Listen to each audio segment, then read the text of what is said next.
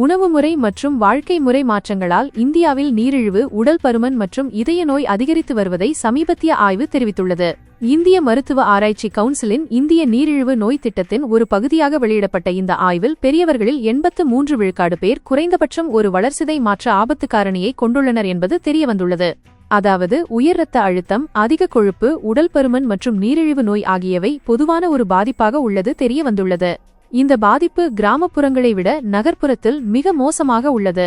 அங்கு அதிகளவிலான உட்கார்ந்த வாழ்க்கை முறை மற்றும் உணவு பழக்க வழக்கங்கள் அபாயங்களை அதிகரித்ததாக கண்டறியப்பட்டுள்ளது.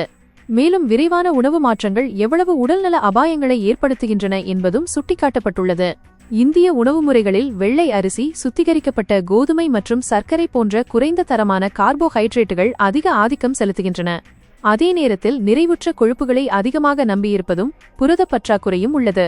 இந்த ஏற்றத்தாழ்வு நீரிழிவு மற்றும் உடல் பருமனுடன் வலுவாக தொடர்புடையது என்று ஆய்வில் கண்டறியப்பட்டுள்ளது. குறைவாக சாப்பிட்டவர்களை விட அதிக கார்போஹைட்ரேட் சாப்பிட்டவர்களுக்கு உடல்நல பிரச்சினைகள் ஏற்படும் அபாயம் அதிகமாக இருப்பது கண்டறியப்பட்டது. சில கார்போஹைட்ரேட்டுகளை புரதமாக மாற்றிய போது முடிவுகள் வேறுபட்டுள்ளது. எனவே மக்கள் உணவு முறையில் கவனம் செலுத்த வேண்டும் என அறிவுறுத்தப்பட்டுள்ளது.